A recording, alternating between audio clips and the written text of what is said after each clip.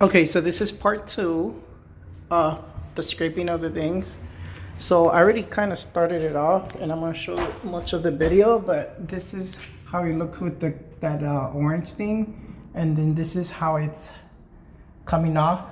And this one pretty much is kind of clear and dry, but I might have to go to the crevices and all those little dark spots here. That's varnish.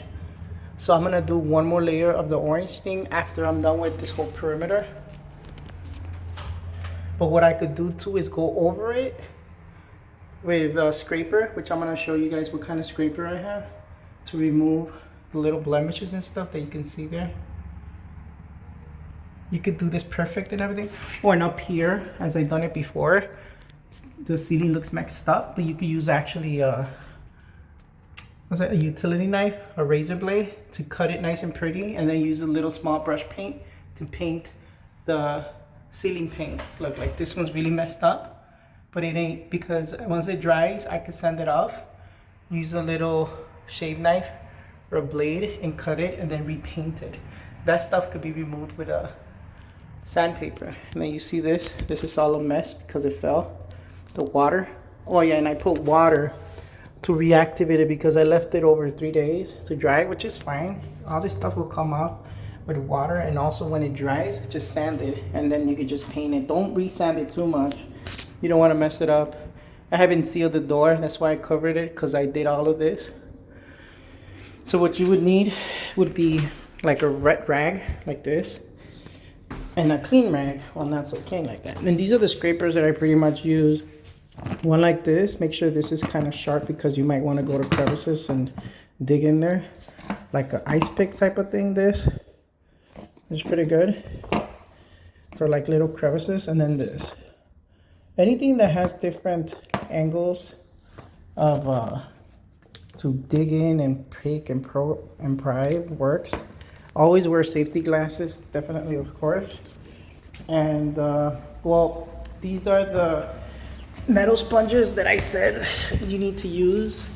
Oh, and also of course use gloves. So they're clean like this, and then they get dirty like this. All of this is the varnish. I mean, it was worst. It gets like really rock solid. But then what you could do is put water in a container, not too much water. This has a lot of garbage of the varnish and stuff. You don't need to clean it every two times you rinse it and wring it. You could just use the same, but you put a lot of like dishwashing soap. The dishwashing soap helps it, like the varnish and the stuff that is stuck in the metal, come off. You don't have to do it perfectly, but you know, you have to do it mostly often, because at the same time you get too much varnish and then it gets clogged up and you don't want to keep using, because you can't really scrub off. So what I did with this one, I actually opened it and made it flat like this. So this was this one. That one, the metal one, was pretty much big. It does the same shit, but this one I have more flexibility because it's flat. You don't need to buy anything fancy. Everything's cheap. This cost me like $3-4. And you see how it's coming off. This is done. I could use it like this, or I could clean it more. And as you can see, I'm not really like scrubbing it hard. I'm just sifting it around, you know, and then the soap helps it come off. And that's it with this. And oh, and also the water doesn't have to be clean again. I use the same water, but not too much, because you might have to dip it here and there to reactivate this from what you put on the ceiling, I mean the trims. And I'm gonna show you a little bit, because you don't want to have it dry, because with water that thing actually reactivates. And all of this I figured it out on my own. I didn't really see any YouTube videos or anything about it. So this is the actual orange thing, and it has water, this metal sponge. Look how easy. Look, it makes a mess, but it's fine. I'm not really gonna focus on cleaning whatever. And then here I would just, before I even start doing all this, I would actually just focus here like this, and it's much cleaner. I figured this out a little bit too late, but I guess that's how you learn.